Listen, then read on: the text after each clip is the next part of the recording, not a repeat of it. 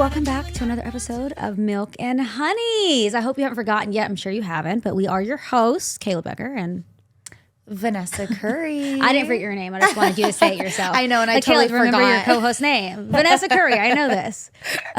We're friends for real. Okay, We are. You can look it up. Check back Instagram. We're very early in on this first season of Milk and Honeys, so we do want to give you guys a little rundown again of what we're about. The name, it's not an OnlyFans title. Although someone did tell me Milk and Honey sounds a little suggestive. That's not what we meant it to be. But we love that it's suggestive. It's suggestive, but there's no, that's not our point. No. We've been, active lately on social media, which has been really exciting. Kind of giving you guys again a backstory about what we are about. But the whole point is you drink your tea. Right, Vanessa? Yes. What do you put in your tea? You put the right ingredients in You put your the right tea, ingredients in your tea, which is milk and honey. which is Kayla and Vanessa. And who is who? Doesn't matter. We'll let you decide Yeah. who's milk and who's honey. No, but yeah, welcome back. And on our first episode, we kind of ran down a little bit of our personal backstories, how we got to LA, what we do in the industry, but figured we might dive a little bit deeper this episode. What do you think? I think that's a good idea. I think people deserve to know. They deserve to, we talked about we this the talked first about time. this. Do they deserve to know, or... If they're listening and they're watching us and supporting us, you deserve then you to deserve know it. the tea. Then you deserve it. Yeah. Well, let's go back into, we don't have to go all the way back into how we got here, but maybe the reason why LA. You're from California, you're not from Los Angeles. Yes. But you've been in the entertainment industry for a very long time. Very long time. And anyone who knows anything about the entertainment industry knows that Los Angeles is the place to be. Although that is shifting a little bit, we're seeing. It is, which is great, right? I mean, just it gives more opportunity for everyone, which is nice. But LA still is the place where if you are in LA, people are like, "Oh, they're doing it," which is weird because technically you can do it anywhere with social media. It's been such a great part of like the access to make a name for yourself, which is awesome. But I mean, I've been here not doing social media. I love social media and I love the opportunities that come with social media, but I'm still out here auditioning, doing self-tapes, doing all the things that I've been doing. And yeah, it's a journey. And there's a lot of stress factors that go into living in Los Angeles, but there are a lot of positives, including the careers that we've been able to make by being out here. Absolutely. Do you have any, I guess, funny or cringeworthy stories of like the Hollywood life that you've lived? I was booked for a commercial and I was told that I was gonna be wearing basically what you're wearing, like pants and a top, So like the typical outfit for every human being every day when they leave their house is wearing bottoms and tops. Bottoms and tops, yeah. And got to set at around, 9:30 in the morning. The artist that we were shooting with, I won't mention who this artist is, but the artist hadn't gotten there yet. This was hours and hours and hours of waiting, doing hair and makeup. The artist gets there. We go into the trailer. There's 3 of us. We all got booked to be the main person, but the artist was going to choose who they wanted to be the main person that day, which we did not know that. That's like so much like childhood trauma right there. Girl. Red Rover, let Vanessa come over. Like literally, you're the last person chosen or not chosen. So they let one of the girls go. Which was horrific. I mean, like she literally like blocked out her day for this. She comes to set, gets hair and makeup ready, and they let her go. So then there's 2 of us left, and they're like, okay, well, we're just gonna use you guys on a couch scene. So you're gonna be sitting and like hanging out, blah, blah, blah. Fine, whatever. This is about 10 p.m. at night. Okay, mind you, we got there at 9:30 in the morning. And they're ready to shoot now, of course. So we go downstairs. Me and the other actress are waiting. And all of a sudden we go into this room and there's, lingerie on the floor. And the director comes in and is like, oh, you guys are going to be wearing these. And I said, Well, we were told we were wearing what we're wearing now, jeans and like a t-shirt and hanging out on the couch. And they're like, oh, well, you auditioned in a bikini. And I looked at him and I said, I auditioned for the lead role. This is not the lead role. Good for you.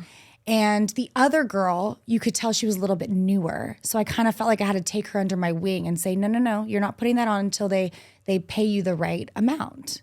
You know, it's like usually when you're in lingerie or, you know, even for anything like that has to do with altering your body or your face or your hair or whatever, you get paid an extra fee. That's usually how it is. No. The director comes in. I told him that. He storms off. And I immediately, you could tell like the makeup artist was standing next to me. She could tell I was going to like start crying. You know, it's just, it's weird. I never want to be a nuisance on set. But no, but you stand up for like your values, and the fact you were there to, you know, tell a younger woman to do the same. Which I mean, did you have that when you were coming up? Someone who was maybe something on set happened similar to that, who was like, no, don't, you know, stand up for yourself. I didn't. Yeah. I had to learn on my own, unfortunately. So whenever I am on set, and I know that I've been in this industry for, oh my gosh, almost 20 years now, it's like I feel it's my duty to make sure that they're protected too. And so I was really proud of myself. The makeup artist who was there with me, like bless her, she helped me and she was like, do not cry. Do not give them that. And so that was it. I ended up getting paid double. Okay. Because I called my agent and she said, we are going to get you more money or you can walk off set. She was so supportive. So again, get people who are on your side, because I know there's a lot of agents who'd be like, what's the problem? But my agent was like, no. If you don't feel comfortable wearing this, then don't. And who was a woman, by the way, which probably helped a lot too. Yeah, Pam, love you. Pam Lyles, love you. She had my back 1,000%. And like I said, like it was lingerie, but it was like a bikini. But still. But it's the point. And you weren't It's the principle. You know, you weren't notified beforehand that you'd have to do this. Nope. They were making assumptions, probably thought they could take advantage. You should just be thankful for this opportunity, which is something, especially as women, we hear a lot in this business. Like you should just be thankful, do what you're told, be a good girl, and move on. And the last thing, I'll close it out, sitting on the couch, okay? I worked with this PA before, so I knew him and we said hi and blah, blah. He comes up to me, he goes, I'm so sorry to have to ask you this. And I said, what are you about to ask me? And he goes, the artist wants to know if you'd be okay being topless. After all of that. And I said, I just laughed. I said, I think you have the wrong girls. And also, like, where is this commercial going? Because it's not going on television. No. And I obviously said no. We did one shot of that take. We were released.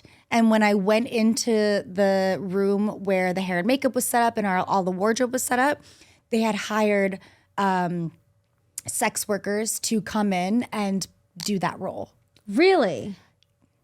Yep, wow. They were all wearing like black, like silky robes, getting, you know, oiled up, which is fine. It's fine. That would make sense to be in the beginning. That's how it should have been. But not for a commercial.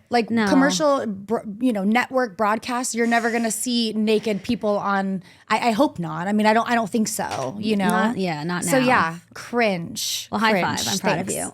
That's women supporting women and.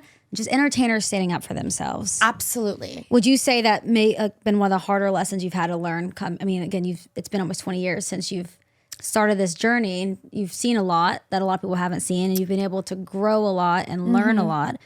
But that right there was at a pretty that was a pretty pivotal hard moment. lesson. I knew that I would not allow people to take advantage of me. I've allowed that in the past just because, you know, I started this industry when I was 15 and I wanted to do everything. I wanted to say yes to everything, which I think you should, right? Everything that feels good to you, say yes. And I always want to go above and beyond for a client, always. That's just my nature. It's how my mom raised me. Like we go above and beyond. We give 110%, not just 100%. So I never want to be disrespectful on set or anything like that. But that was the moment where I was like, no, you're actually being disrespectful to me. And I'm not an 18-year-old girl who doesn't know anything. I think I was maybe 26 at the time. So at this point, I'd been in the industry for 10 years. Yeah. And I said, no, we're not doing that. Unless, do you think you've lost jobs or opportunities because of standing up for yourself? I know there's, A-list actresses who can attest to being put down and or put on the back burner or blacklisted in Hollywood because they may have spoken up for themselves. Right. I don't think so. I definitely try to do it in a very respectful way. I'm never trying to come at anybody aggressive. Yeah. I think that's important. It's how you respond to the situation. In that situation, the director walks in and tries to make me feel uncomfortable. And I'm like, no, bro. Like, don't do that to me. I'm not, this is not my first rodeo. I know how this works. I feel like that situation is portrayed a lot in even movies about being in Hollywood, about the directors, the producers, and the fact you have to sleep with one to maybe get a role. How, I guess, accurate are a lot of the examples that we see in movies and television into what happens in reality?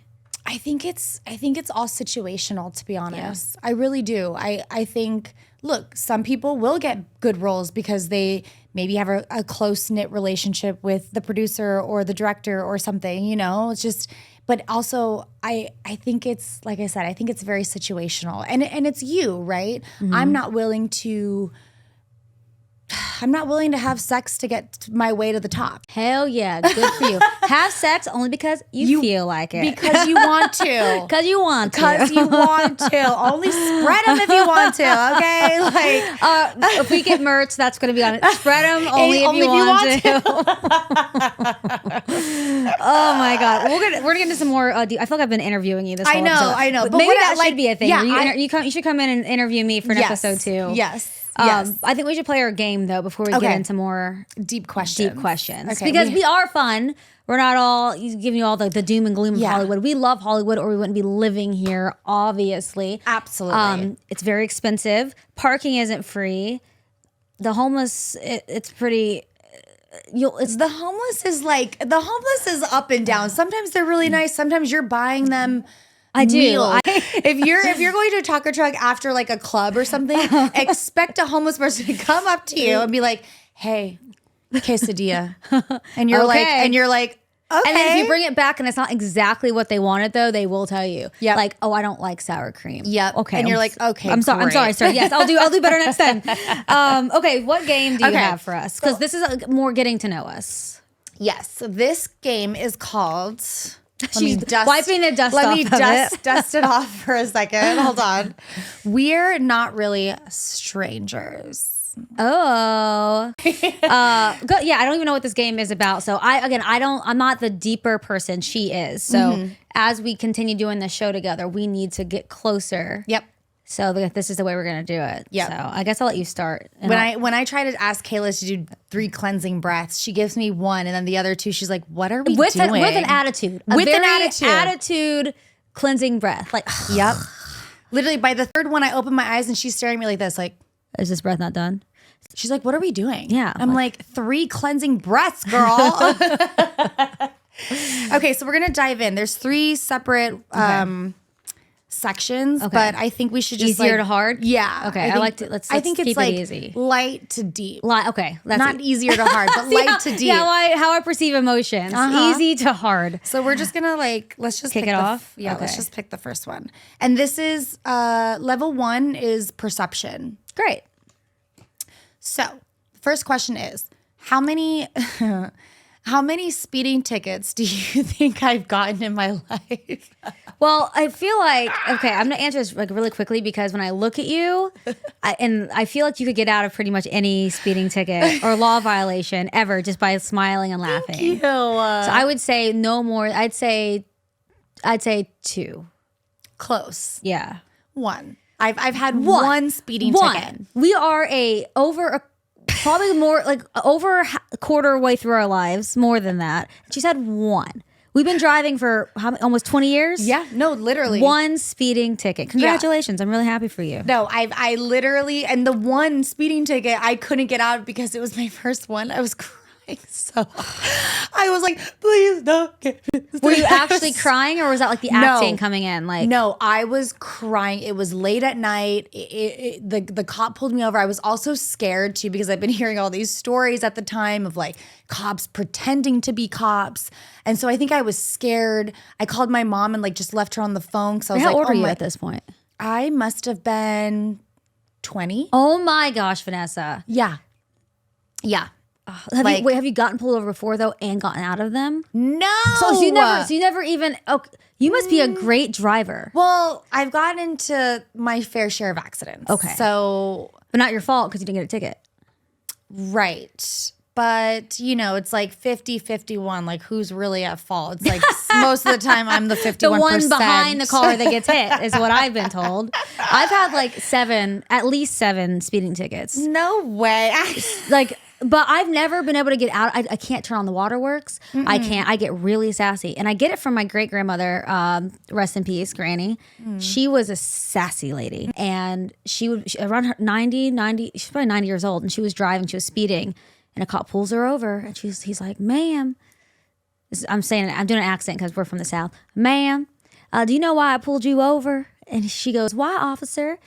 And he goes, because you were going too fast. And she goes, or officer, you were going too slow. Stop it right now. She got her license revoked after that because it's like, you shouldn't be driving at 90 anyway.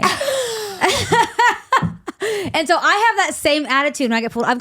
Every time I've gotten pulled over, I've gotten a ticket, typically like a really high ticket, lots of points on my license. So, yeah. No. But not yet in Los Angeles, knock on wood. That's amazing. That's amazing. Yeah. But I mean, everyone drives reckless in Los Angeles. You're supposed to run the red lights here. When I first moved here, I got cars mad at me because I didn't run the yellow left turn. Or yeah. After it turns red, you are still supposed to turn. Oh, I didn't do that because I'm from the South. We don't do that. Oh, that was a big thing. I had a car chase me down, tell me to roll down my window to say, pull out to the middle when you're in the left lane.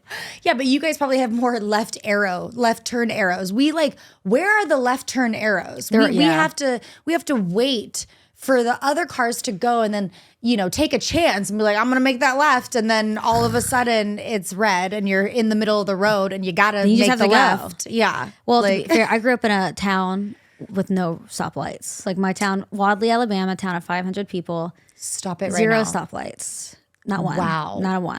Did you love the movie Sweet Home Alabama? I had to say that with an accent Not too. really. I appreciate it. Are you still in the accent right now? I love it. No, I mean, it's horrible. But like hearing you say it, I just feel like I want to do it. It's a very accurate depiction of what it's like to go back home. Like when I go back, when I was in college, I'd go back home. And there was this woman who lived in our town named Frances Gunn, rest in peace, who ran the column in the newspaper. And if she got wind that any of the kids home from college were in town, she would write it'd be a whole column like, oh, Kayla's coming home from Nashville this weekend. Stop. So then everyone knows you're there. So then all your high school flings and friends want to see you, especially at that point I had already started working for WWE and they're all these big wrestling fans. Absolutely. Although they weren't very nice to me growing up because the kids were mean in school. Oh, you better believe now that I'm home, they want to meet and talk and take a picture and say we're friends. With Kayla. Kayla from WWE. That's exactly what they want. That's exactly what they want. Okay. Okay, should we do one more? Let's do one more. Okay. I'm going to just pick a random. Perfect. I'm going to go deep. Should I read this one? Yeah. You should pick it actually. Wait, is there should I just So this is deeper. Let's just pick a deep one. Let's go for it. You want to go deep? This deep? That's deep. The deepest. You want to go as deep as we can go? Let's just go deep for a second. That's what she said. Okay. I'm so scared right now. Play a round of rock, paper, scissors. Winner can ask their partner anything. Okay. Loser must answer. Let's do another one. This is more of when you're with your romantic partner and you want to do a sex thing. Yeah. That's not what we're doing. Rock, paper, scissors. Come on. Okay. Let's move really on. Funny. We're not those kind of friends. Okay. What has been your earliest recollection of happiness? Earliest? Is that what it said? Yeah. What was your earliest? Look at how annoyed she is at that question because it's just what's happy? Da, da, da. I'm gonna choose the game next time. Spin the bottle or something. Okay, how about, hold on. I'm picking another one. This is why she's not Hold allowed on, let me pick another one. to pick. What's the most, okay, I'm going to go back to the easy section. Hold Okay. on. I think the easy section is. This is too deep for Kayla today, okay? Oh, no, I don't want that one either. Hold on. Okay, I also don't think this is how the game is supposed to work. Hold on. But she is now on card 11. And you better hold on. All right, this is the one. This is the one. This is it. I found the one that we want to do. Okay. Oh, this is kind of appropriate, and I think a good amount of emotion. Okay. Do I seem like a coffee or a tea person? Sweetened or unsweetened? She went for the most surface level answer. Well, Vanessa, what do you think? Am I a coffee or a tea person? Honestly, I do think you're a coffee person. I hate coffee. No, you do not. Hate coffee. Hey, I'm so glad you know this now before you start bringing me coffees. Do you drink tea? I do drink tea. I have a whole tea set. I have one of those old like Asian style like tea slow drips. Oh, legit. I have teas from around the world. I drink tea before I go to bed at night. Oh, I love me some tea. But I hate the taste of coffee. I hate a tiramisu. I hate an espresso martini. I'll take a shot of espresso to wake up, but no, I don't like it. Okay. Well, I mean, with that answer, you already know like what mine is. She loves coffee. I am a coffee drinker. I do. I just love coffee. Here's the thing. I love the smell of it. Like I need to get a timer so that my coffee starts to make itself in the morning for me, and then I wake up to it. You know what I mean? It just gets me going. When did you have your first cup of coffee? Like, when did you fall in love with it? Not till after high school. Okay, I did not so you weren't like one of those kids who was like... I didn't have coffee in high school or growing up or whatever. I started drinking it right out of high school, probably when I moved here, honestly, because it was like the cool thing to do, like go get a frappuccino, you know? Like that was, I don't really drink those anymore, but it was every now and then when I'm on a road trip, I'll get a frappuccino, you know? But yeah, I do like tea. I'm not knowledgeable. And I don't think it kicks in as much as coffee does for me. I think that's the thing with coffee. I asked one of my friends this the other day who's like, I need my coffee or I'm a monster. I'm like, what is that? I feel like I'm always a monster. So maybe at my mid-30s, it's time for me to start implementing, like I can be a real life adult. Because when I used to work at WWE, those long hours on my feet, everyone's like, let's go get some coffee. Yeah. And I would chug a sugar-free Red Bull, which I know is way worse for you. Yeah. But it just got into my veins quicker. It's like when I'm on set and in the middle of the day after lunch, I either need like a little sip of like Coca-Cola or I need like a Celsius. Like I don't want a coffee. I want something that's gonna get into my body right away, like a Red Bull or something. Celsius, I don't know if you just heard that. We just gave you free advertisement. So if you want real advertisement, just hit us up. It's just fine. The peach flavor is our favorite. Okay, let's go back. That was really fun. I'm glad we got super deep with those questions about speeding tickets and caffeine. Yeah, we'll get deeper as we go along. And that is as deep as Kayla will go for now. I'm gonna break her. Don't you worry. Okay. Episode 100. Well, back to our Hollywood and entertainment careers. You know, if you're watching right now or listening right now, and you're thinking about making the jump into this world, I'm sure you do have ideas of what it is all about. Whether you've been watching like the movies and television that talk about Hollywood or what it's like Entourage. Entourage before I moved here was a big like show that we all watched. I'm like, oh, this is how it goes. And I do think the show did a very good job of being realistic with what it's like to live and work in the studios and be an actor and be a producer and all the ups and downs. What do you think people assume that working in the entertainment industry is like versus what it actually is like? Well, I think we both probably agree that everyone thinks it's lights, camera, action, glamour, and blah, blah, blah, like all this stuff. But it's nitty gritty. It's just like any other job, but there are different layers to it, right? It's like the hustle. Everyone always likes to ask me like, how's work going? Well, I'm like, it's good, but it's a hustle. Yeah. And sometimes there's lulls where you don't get a lot of auditions or work is slow and you got to make sure that you have stuff saved for when it's like a dry moment in your career, because we all have those. Even the biggest actors. Yeah, you won't see them on TV for years. Yeah, it's like you thought like, oh, this was their moment. They're famous now. They have all these opportunities. But then like a huge show. Like let's just talk about like maybe Game of Thrones, right? It's like those actors were such huge actors for an X amount of time while they were filming those shows. but some of them may never work again.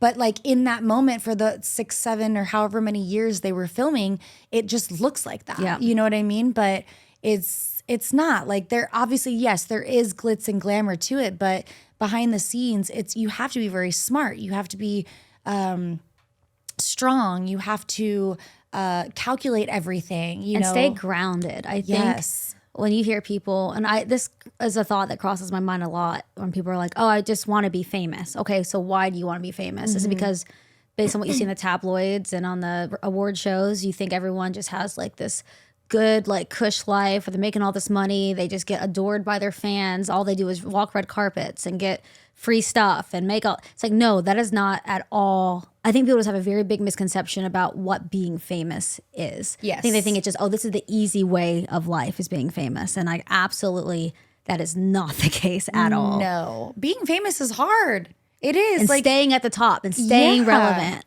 It's a lot of work. And, it's like, also being famous sometimes probably has its downfalls too, right? It's like, I mean, I think, ups and downs. With everything. Some people just enjoy their craft and and they do really well at it, and that's why they get fame for it.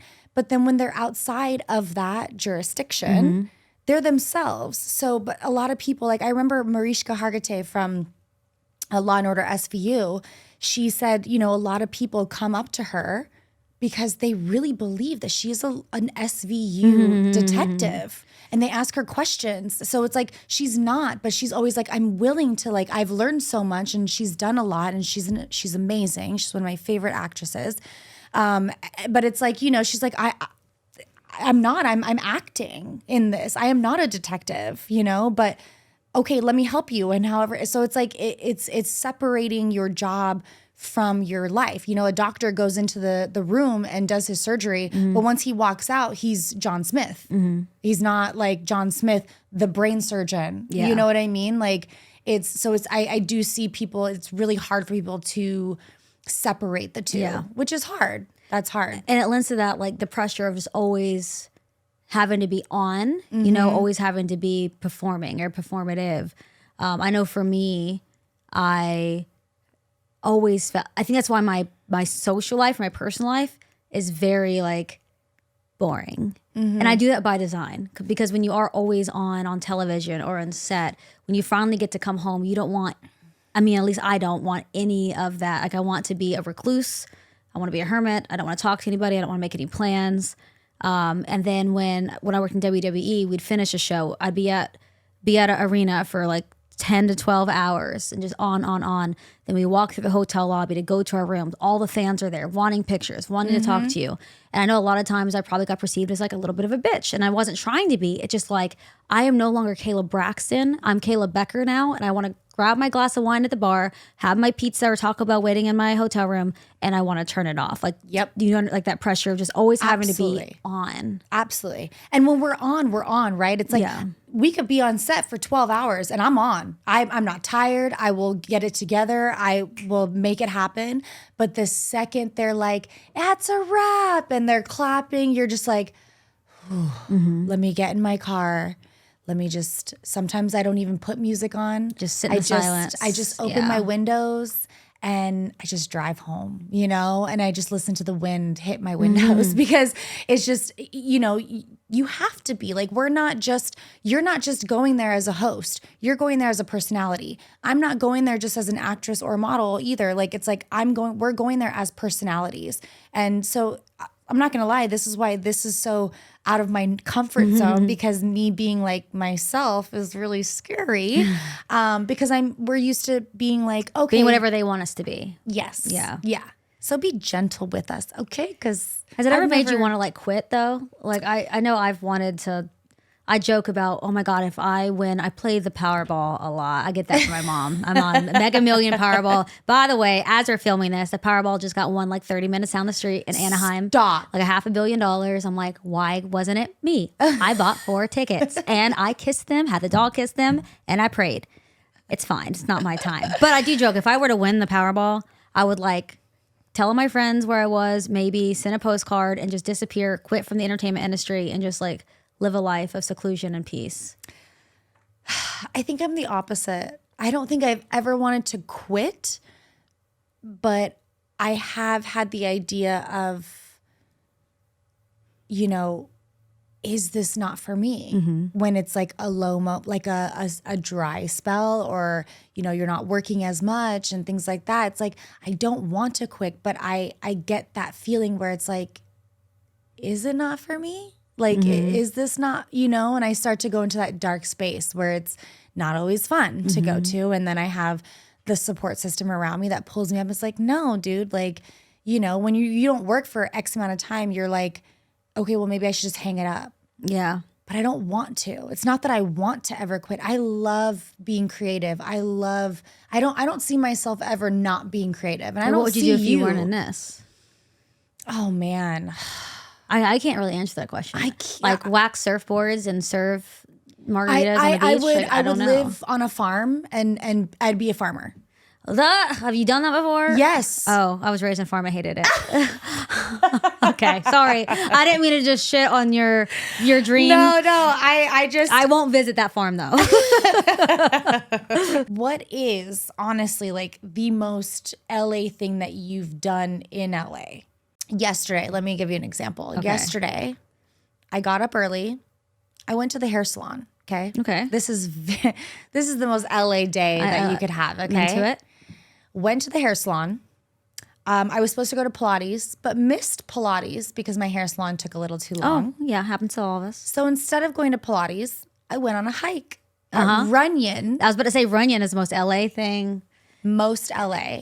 Oh, mind you, at my hair salon, there was this guy walking around who I guess comes like maybe once a week and does, he makes juices, like really like handmade juices. So there was this like coconut water recovery juice that my hairstylist was like, just take whichever one you want. So I got one of those, took that with me to Runyon. And then when I got back home, I made a chiropractor appointment.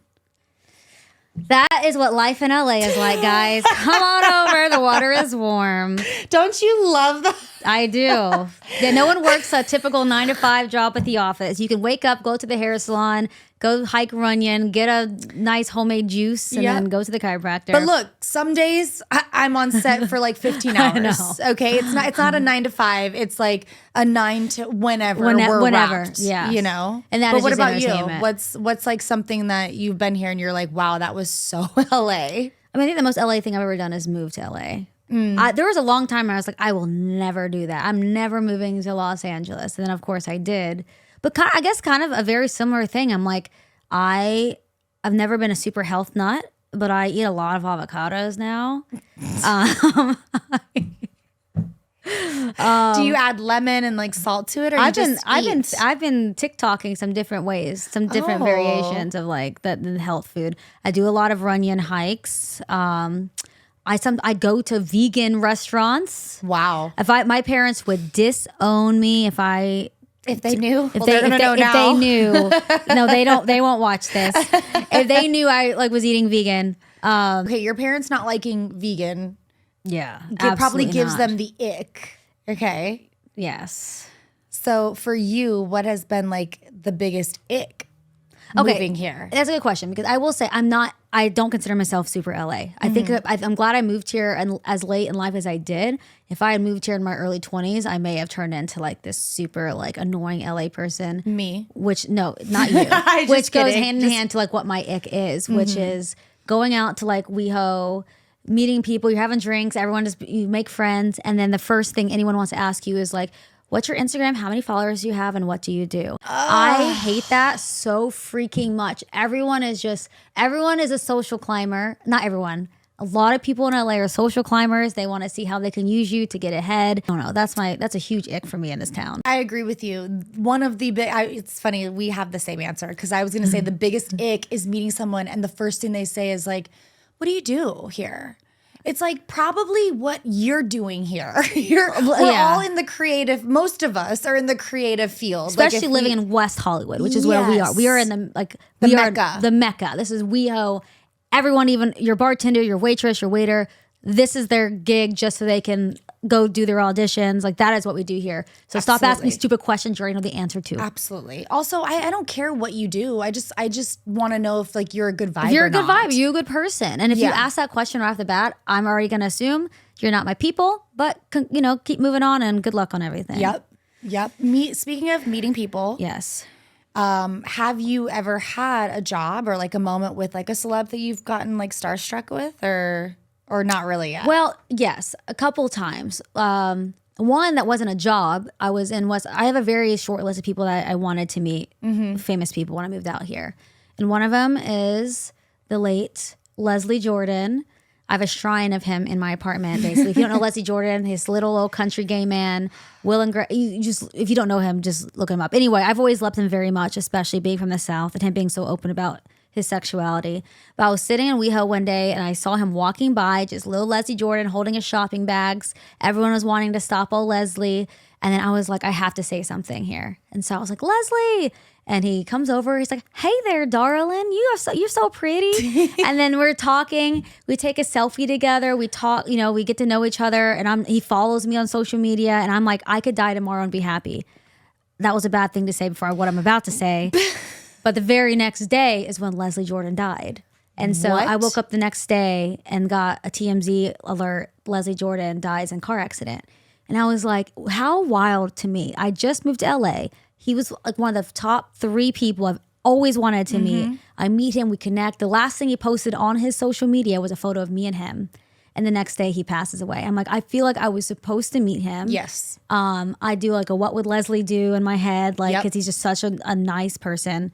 But I would say that was the most starstruck I've been since I've lived here, and I think about him often. What about you? I don't honestly think I've been starstruck yet with somebody, honestly, but I do think I would be starstruck if I got a chance to like work with like Nicole Kidman. Oh my God. She's just I agree. Everything.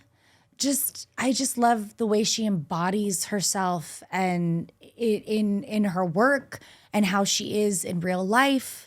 And I heard an interview with her one time with her and Ryan Seacrest, and they were like, why are you in everything? She literally does everything. Everything. I'm like, is Keith Urban at home? Like, is she ever going to come home to me? And she says, she goes, with the way that how big my name is, I know that putting my name to a specific project that maybe doesn't have big named actors yet is going to elevate them. And she's like, so how could I say no to that? And it's amazing. So I think if I saw her, if I got to work with her, oh my gosh, it would be, I get like little chills, like tingly feelings in my body. But yeah, I think she would be one person. Her, and then if for a male, honestly, it'd be Denzel Washington. Like if I got to work with Denzel Washington, are you insane? Yeah. Just to sit in his room, his energy, his presence probably takes up the entire room, and I love that. Oh, but Denzel. wow, like those two would be whoa. Yeah. Like yes, please. I would love to work with both of you. Nicole, Denzel. I think there should be a movie where the 3 of you are starring. And all of us. No, all of us. I'll just sit on set. I just want to sit there and yell at like, cut. Wait, okay, hold on. Before we, should we go into like? Should we go into our younger selves or should we do DMs? We can do both. It's fine. Okay, let's do it. Let's what do you want to go on on first? We have notes here of things we want to talk about, and typically we get like a fourth of these done because she and I just go off on tangents. Yeah. Hello, podcasting. Yep.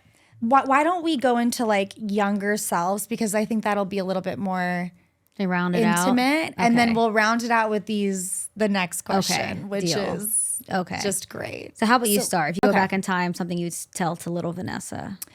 What I would tell little Vanessa is do not let anyone dictate your career. I've let friends' opinions get into the way of my career at times. I've let significant others get into the way of my career at times. And I've allowed other people in my past to make decisions for me, I think. No, I don't think. I know. I've allowed other people to have their opinion affect the way that I say yes or no to a job. And you could never do that to me now. And I've learned that through trial and error and like this journey, like we said, of being in this industry for 20 years. I say yes to things that I feel comfortable with. And if it doesn't feel comfortable for other people, then that's fine. You do what you feel is It's best. your life. Yeah. You have one life to live. And so why spend it making other people happy? Absolutely. What about you? I think if I could tell little poofy haired, chubby, ashy-kneed Kayla something, 4-eyed, freckle face, I think that everything's going to work out exactly how you want it to. I think I'm always on high stress. I'm very, I wouldn't say necessarily neurotic, anxious person.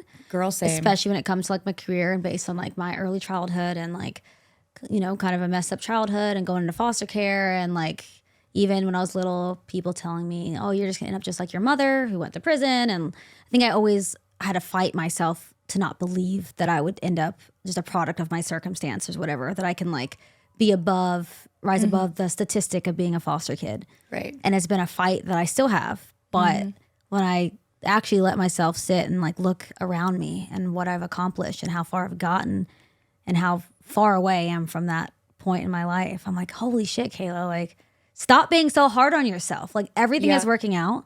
I treat people kindly. You know, I put in the work.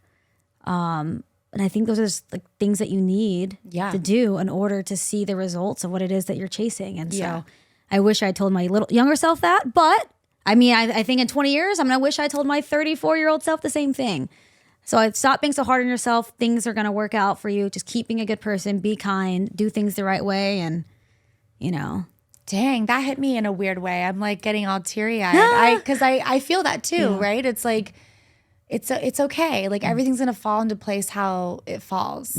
And we're so hard on ourselves. We're so tedious about like every little thing. Sometimes I want to be like, it's okay. It's okay if it's not perfect. Like that means that you're human. Yeah. It's okay. Exactly. Wow, thanks for sharing with that. Of course, thank you. Are we done with emotional stuff now? Yeah, we are. I'm over here like we're gonna go like another 5 minutes of this show and then we're gonna be done. But like I vote that we do no more emotions. Yeah, Kayla's like, oh, Vanessa's getting teary-eyed. Absolutely not. Cut. Kidding. Okay. Last thing. Okay, let's talk about this. Okay. Because I don't get that many crazy DM. Oh, the DM situations, but I know this gal does. Okay, so let's start with you because I only have like maybe one or two, but I know you have some crazy ass DMs. Well, at this point, I'm about a year removed from working in WWE. And I want to preface this by saying, those of you who are watching who followed me here from WWE, who've been very supportive and not perverted with me, thank you. I'm not talking about you. I want to say I'm not talking about all wrestling fans. Of course. But to the wrestling fans I am talking about, my DMs are filled with some of the most disgusting things you could possibly find, to where I've written a song about it before that performed at a stand-up comedy club. And maybe I will sing it to you or show it to you someday. I have gotten, besides just words telling me like, let's see your to like sending me photos of their situation, sending me photos. Like this one guy had a photo of me on his iPad and he had just ejaculated onto it and then sent me a picture of that to me. Like that is the level of things. And this isn't like a once in a blue moon. This is every day. We should do an episode where I'll hand my phone to Vanessa and just let her read through the DMs because it's nonstop. And I hate to say that I worked in a male dominant. Yeah, that was wrestling fans. So yeah. Okay. Pretty disgusting. I did not. Okay. Maybe I should have gone first. Maybe you were asking for something a little less. No. We wanted all of them. Mine is disgusting too, but that is like. I wonder what wild. They thought, like what they were expecting the reaction to be. Like, oh my God, I'm so glad I got to just see your semen all over this. I'm so turned on. What's your number? Let me call you right now. What do they think is going to come from that? But also, like, why would you want to ruin your iPad screen with semen all over it? Also, what happens if it seeps through the crack? I can imagine. Take that to the Genius Bar at Apple and tell them what happened. Sorry, I wanted to send a photo to a girl I've never met in my life. I just see her on TV of me jizzing on my iPad. Oh my goodness. Okay, mine's not as bad as that, to be honest. I mean, mine, I've gotten, a guy asked me one time, hey, can you wear your thong for 3 weeks and then mail it to me and I'll pay you X amount of money? And I'm not gonna lie, I was like, that's so freaking weird. But also like, I think it was like $2,000. I almost thought about doing it. You could also but I like just not even didn't. send it. You could be like, this is spray. I don't. How are they gonna know? They're never gonna know. They're never gonna know. know. But I didn't do it. But that is I'm like proud of honestly you. the craziest thing I've been offered is can I have your thong? Well, now that I'm posting about you more, I'm sure a lot of these sure. spirited individuals are going to come over to you and see you. I already had a guy tweet me about you because this guy hates me. And he said, I should read it. I think I screenshot it, but he's like, I'm not a fan of Kayla. He thinks that we're texting because somebody's texting him pretending to be me. And he's like, Vanessa, she seems like the smarter, more like she's a more beautiful one. I have a bad past with Kayla, but like I love Vanessa. Like, so you already have a fan. I can connect the two of you if you'd like. Absolutely. He's probably already in your DMs. Not. If you look. Absolutely not. Okay. Oh, Lordy. That is wild. And that's just the surface of what she gets. I'm sure. Well, actually on one of our posts, we've been posting on our Milk and Honeys pod at Milk and Honeys pod on Instagram and TikTok, or what is our TikTok name? Milk and Honey. Milk and Honeys. And yeah, somebody already commented about like wanting to see our feet. So I was like, oh, that must be one of your fans. And what's disappointing is we did this whole cute photo shoot and there's like, we were doing it on the couch, we're in these suits with no shoes on or socks. And Didn't our feet think are in about them. that. But Yeah. I'm like, why do I have to think about that now? It's our feet. Like, I have to crop our feet out of everything now. Also, I get pedicures on a regular basis. I gotta hide that now. Yeah. That's $100 pedicure that I just can't show the world because of you creepy people. We should just send them our Venmo and be like, look, instead of commenting, just send us money for the feet pictures if that's really We'll what just gets keep it you between off. us. No one has to know. It's great. Oh my God. Well, another fun, in my opinion, fun episode of Yes. Milk and Honeys. I But love we have to this. stop ourselves. We I just know. keep going. We could keep going for like when we get together, like at each other's houses, and just have 2 bottles of wine, and we're just It's like 4 hours later, we're like, oh, we probably should like go home. Yep. But we can just keep, and we're not sitting and just like watching TV either. We're literally talking the entire time. So yeah, this is really hard to keep it under An hour. a certain amount of time. But that's why it's good that you guys are listening and tuning in with us, and hopefully things that we're saying are relating to you. Mm-hmm. And over time, we hope that you send us in some of your, stories of your life, because we would love to share them with everybody else listening. We can all just be one big, I keep trying to make this work, hive. Because Milk and Honey is a hive. Well, the Beehive fans may come after us. But Beyonce. Come on, Beyonce. How about Beyonce? But we're just on like, this show, B. Yeah, we're just amplifying the hive, like we love the hive. We're an extension of the hive. Exactly. We're an extension of the hive. So we're not taking the hive. Okay, so don't come at us. We're not taking Releasing. it. We're just adding to the beehive. Yeah, maybe we should probably change it a little bit. I don't need Beyonce and Jay-Z coming after me. No, you know no, what no, happens no, when no, that no. happens. No, we definitely don't want any people coming after us. Okay. All right. But yeah, I mean, I think also it's like we would love to hear, comment, like, subscribe to our podcast, and we would love if you guys have any questions or advice. That's kind of why we also wanted to start this, is just help people who want to get into this and see if this is something that they really enjoy doing and make a career out of it, So yeah, we would love to hear what you guys have to say and ask questions and all the things. And send us some of your creepiest DMs so that you don't mind us. Well, we won't say the person's name who'd sent it to you. Yeah. But if you let us read them out loud on the show, I think that'd be pretty great. I think we can could make do a a whole segment segment. that's just, look at us. Look at finish we're- each other's sentences. I was going to say finish. Sandwiches. Wait, what? The Frozen? We're getting there. We're getting there. We're working on it. All right. Well, I guess we should better stop yapping. Yes. But thank you guys for joining us. This was Milk and Honeys, Kayla and Vanessa, and we'll see you on the flippity flip. Yep. And remember, we're always serving you guys the tea with the right ingredients. Good job. Did you like that? That was really good. That was so seamless. I think we got it. It just went. It just went. All right. Bye, guys. Bye, guys.